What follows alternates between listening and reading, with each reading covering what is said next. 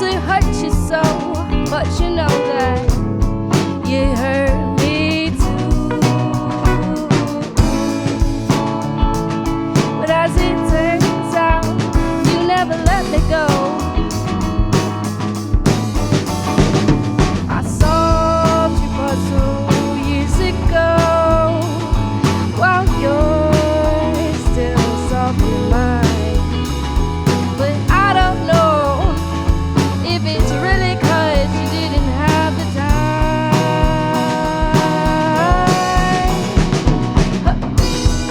I didn't mean to walk away, but you told me give space to you. But as it turns out, now you just want me more.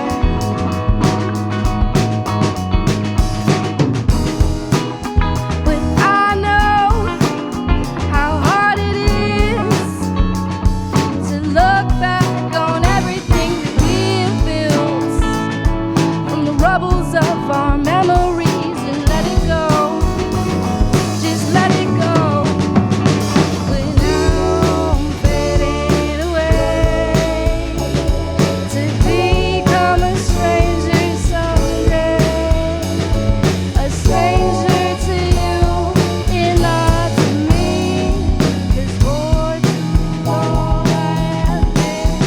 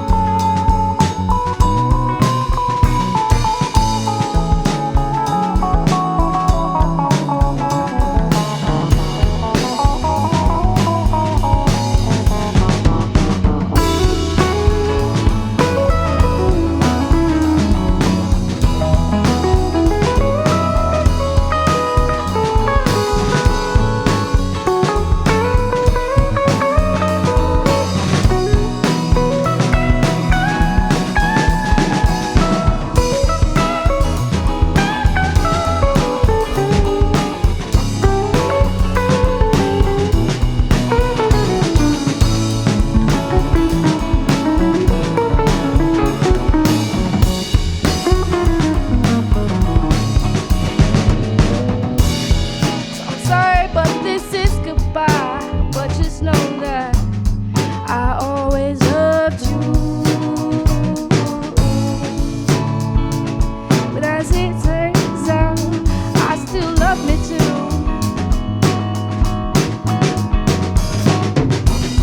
So I'm sorry, but this is goodbye. But just know that I always loved you. But as it turns out, I still love me too. I still love me too. But now I'm fading away to become a stranger someday. A stranger to you and not to me. 'Cause for too long I have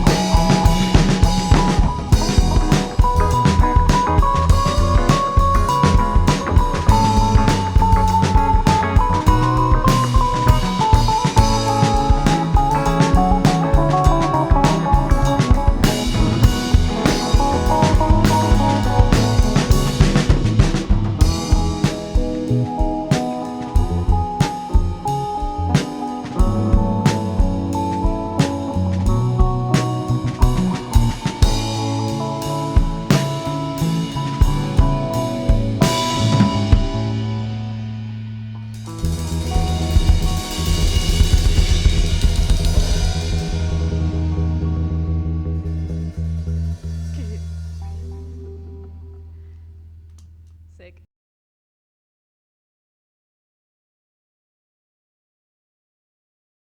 Welcome to the Swirl. Yeah, this is our second podcast. Sorry, guys, it's been so long since we been back. It's been treacherous. It has been real bad. But we came back with a very special guest. Kasuyama. Kasuyama.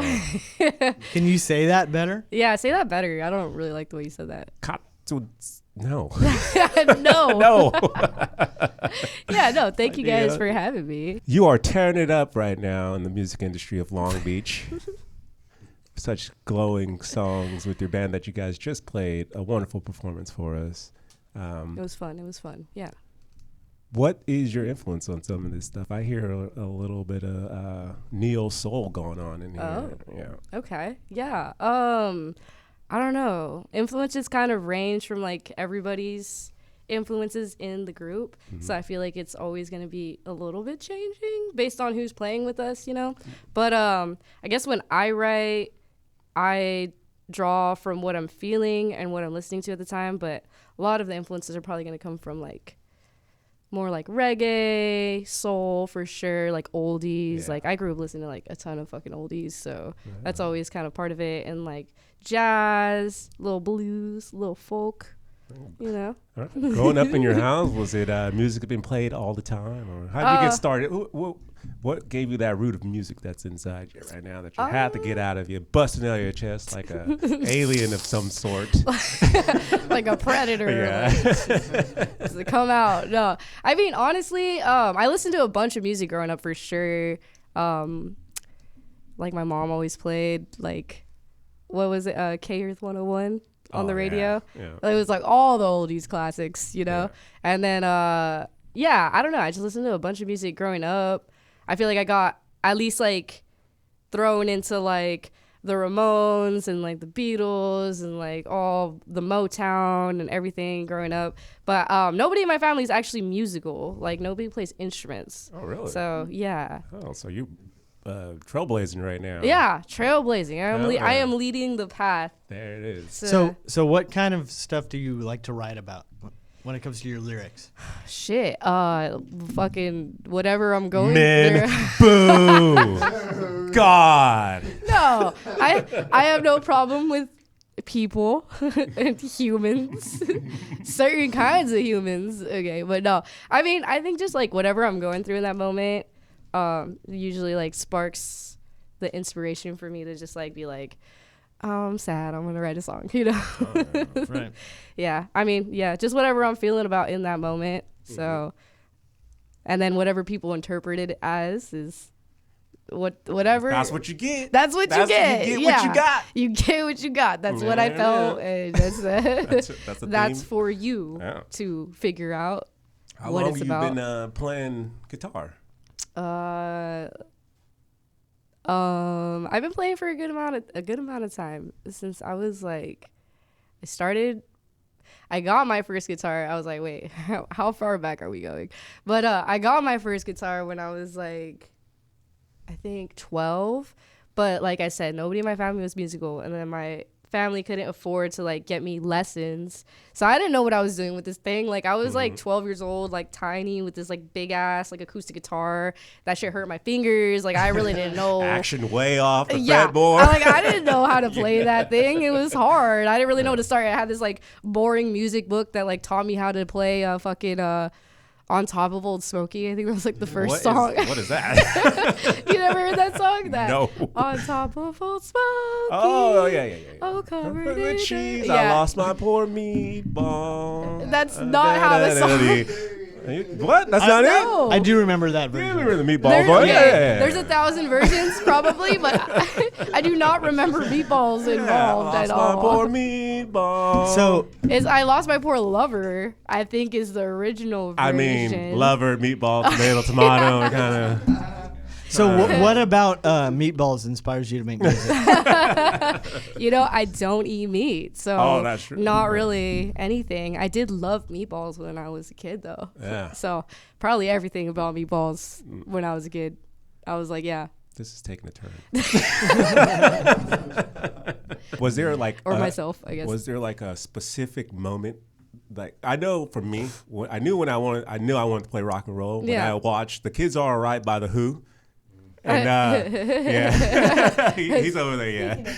And Rapping. Robert Townsend or Pete Townsend, he jumps with his guitar and then does a slide. Oh. And then the lights come on right after the laser thing, and he goes, slides on the floor, and I was like, I want to do that. Yeah, yeah. That's my it. moment. That's your your moment. Do you have a moment where it's like, you just saw it, you're like okay, that's what I'm doing. I want to fucking do that, Yes. huh? Fuck, dude. I don't know. Like, I feel like I've had many moments. I can't like pinpoint the one moment, but definitely I think Sublime, dude. I think seeing Sublime and like not like watching them live, but hearing their music and watching them play live, and then like hearing everything under the sun, because it was like such a raw recording, and him just like, he would just go off. Like there was just like a bunch of live recordings where he was like speaking gibberish, but he was doing it so well, and it was just like, it's such a beautiful rhythm, and like I think that inspired me so much to just be like, damn, like I just want to be able to be like skillful where I can just like express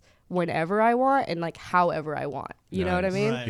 Yeah. So like I've described your music to people as kind of like a reggae soul type of blend, which is funny that you said exactly that. yeah. Right. So what is it about those two particular genres that inspires you? I don't know. Like, I'll like the way it sounds. Like, no, I don't know. I think just like the overall message that specifically like reggae carries. I love the soul in it, like the feeling that like roots reggae, you know, like when you listen to like Dennis Brown and you listen to like Gregory Isaacs, and like it's like such, and even Bob Marley, like he's a classic, but like he got huge for a reason, you know.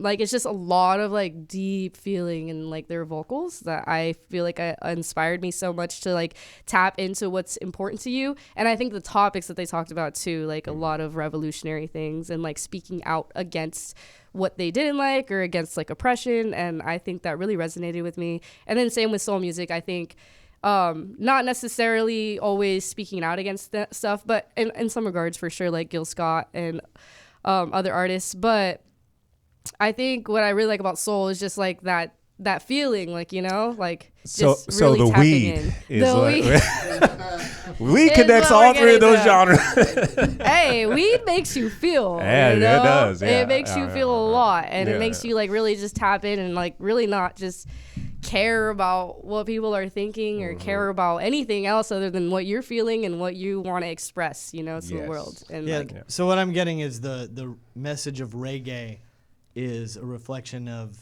what you're saying outwardly, right? And the opinions that you have, like in your lyrics and stuff like that, right? But soul, to me, it feels like a more inward experience. Like people are talking about their experience, right? yeah. And I think that's what I've been tapping into more, to be honest. Hard times, you Yeah, know? because in like all the other music I was writing, like it's definitely was a lot more like politically driven and like, yeah, just different stuff. You stepped out of that A little more into the Yeah, a personal experience kind of situation, like just expressing what I feel, but still trying to keep it in a, I guess, like a poetic way, so that way people can interpret it as they see it, rather than it being like my personal experience that everybody is going to interpret as mine, you know? Yeah. Because like, yeah, I don't know. Tell me about the band. How did that come together? So I've known the bassist Paul for like a really long time. We've been like high school homies, basically. Right We've been playing music for a long ass time together. So yeah, it was just kind of like, all right, like I have some new shit I want to do. Like, do you want to play? And he was like, yeah, I'm down. So that was that. But yeah, it's been a cool journey. So we've always had like a really awesome connection in music. So anything we play together, we just throw together. And then Jerry came through like 2 years ago. Yeah, Jerry. Jerry. Yeah, you guys can't see him right now, but yeah, he's smiling. He's smiling. He's smiling. He's smiling. Yes. But yeah, he came through like 2 years ago. It just kind of happened randomly. I think I like met him like once, and then we were at this show and I seen him and he was like, "Oh, why are you here?" I was like, "Oh, like I'm on this label that like I was part of for that moment in time." And then yeah, it was cool. He was just like, all right. I was like, but I'm just looking for a drummer. Like, that's why I'm not performing yet. And he was like, oh, well, let me know. What's up? And then You're just looking for a drummer, nothing serious. nothing serious. Yeah. and here we are. It fucking worked out. It was a good vibe, man. He's a kick-ass fantastic drummer. Yeah, he's a great drummer. And then Mariano, I met him. He actually came to one of our shows not to see us, but to see his homie play, like who was, I think, opening for us or whatever. I don't remember the situation, but, or we were opening for them. Right. And then he was there and he was like, oh, this music's fucking awesome. Like, I love this shit. And then I was like, our lead guitarist left, the one that we had at that moment. So then I was like, I'm looking for a lead guitarist, you know, like just kind of throwing it out there in the world. And then he was like, hey, I'm down. Like, I'm down to fucking be part of that shit. But Mariano was crazy good. He's so sick. Yeah. He's a great. really good guitarist. Yeah, he's amazing. He's amazing. He loves playing those jazz chords. He loves. He gets into them. He just loves playing, in general. Like, that fool will play all day. Yeah. Well, so Kasuyama, that's your last name. That's right? my last name. Oh, that's your last name. Yeah. I didn't even know your last name. That's, Sitting here talking to a stranger. Now I you know know. my last name, so we're not strangers. What's your last name? Should we talk about that? Should we? I got people looking for me. No, bill collectors. No, that's how I was like, should we ask about this is not officially on the books. No, we can't. We're not gonna go to my last name. Well, you have a great band behind you. Yeah. Right, but yeah, they're sick. It's called Kasuyama. You're clearly the band leader. Yeah. Right? What is that like? It's cool, man. Yeah, it's fun. I think it's nice having my own vision to curate, like, entirely on my own. I've always been like naturally like just songwriting and like leading groups of musicians. Like the other group I was in, like I was kind of leading everything too. So, but it's just different when it goes from like the idea of a collective and you're leading everything to the idea of like, I'm leading everything and this is mine. So, you know, like, and not like mine, like in a possessive way, but in a way that it's like you don't have to rely on everybody in the same way you would like a band. You know what I mean? Like if someone's like, hey, I can't, I'm not into it anymore, or I'm busy, or I'm leaving, or whatever, then it's just like, all right, like no big deal. Like I'm sad for sure. Like you guys are great, and you know, there's always gonna be like bonds and stuff formed, but it's also like, okay, it's cool. Like we could just right. But at the same time, like if the band sticks, they stick. Like sick, like that. Yeah. I hope so. You know. Well, take us through a Kasuyama classic. How does that? Kasuyama. I can't say. I told her before we started this. I couldn't say it. She didn't believe me. I just wanted to hear you butcher it. To be honest. There you go. I got it. So how does a song? How's it conceived? How is it conceived? Yeah. How does it start from beginning to end to where it's right here and it ends up at the band? Okay. What's the process? So most of the time, I don't know. Every song is a little bit different. Sometimes I'll be like really sad and I'll just like pick up my guitar and I'll play like fucking 3 chords and I'll fucking sing some shit that I'm feeling. And then I'll be like, oh shit, this is actually good. And then I'll like stop what I'm doing and just like put on a voice recorder. So that way I can just like hear it back. You know, and then I'll be like, oh, this is some gold shit, like when I'm not sad anymore and like I can listen to it again and not hate myself, and then just like write, like actually structure it. And then there's other times where I like write progressions that I really like and then build from there. But yeah, every time it's different. And then from there I'll just like, after I structure the whole song, then I'll take it to the band and I'll be like, hey, I have this thing. Like, let's do this thing, guys. Yeah. And they just like know what to do. Yeah. So when you come up with just what is it? Just like a melodic idea with some lyrics or something like that? Mm-hmm. You just write it to some chords, and then how developed is it before you bring it to the band? I usually bring it to them fully developed. Like I might try out an idea maybe, but it's like, we'll just jam on it, like maybe the 2 chords or whatever.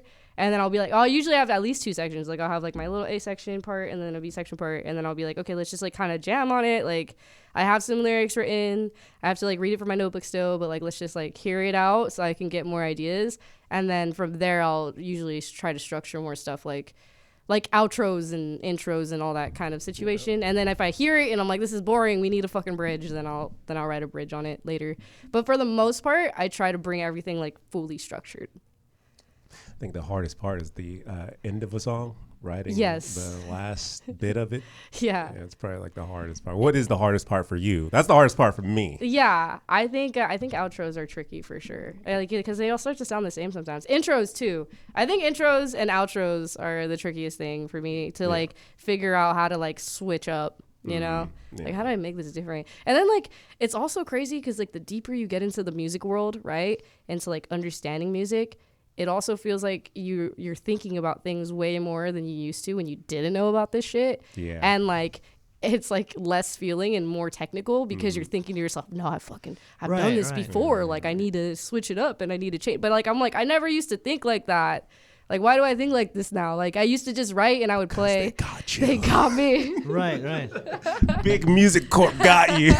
I'm just like, but then you hear like, okay, because, you know, I'd be teaching music like Josh knows. And like, fucking, it's just like, I have to teach all these Taylor Swift songs, right? Constantly. Oh, really? And it's just the same chord progressions like over and over and over again. But she's like, you know. She makes them sound the same. They're. Kids don't like different stuff. They like the same thing over and over. Maybe so that's do why, I. I love right? Taylor Swift. Right. But you know what I mean? It's just like Space. sometimes, and Olivia Rodrigo too, I have to teach those songs constantly. And it's like sometimes it's like simplicity goes also a long way. I love the technicality of music, but then sometimes I feel like it gets so deep in your head that it makes it hard to write because you just start questioning yourself like a thousand times about like, well, theoretically, like I could go to like this fucking diminished chord and like it would add this extra sound to it, you know? Like, I don't know.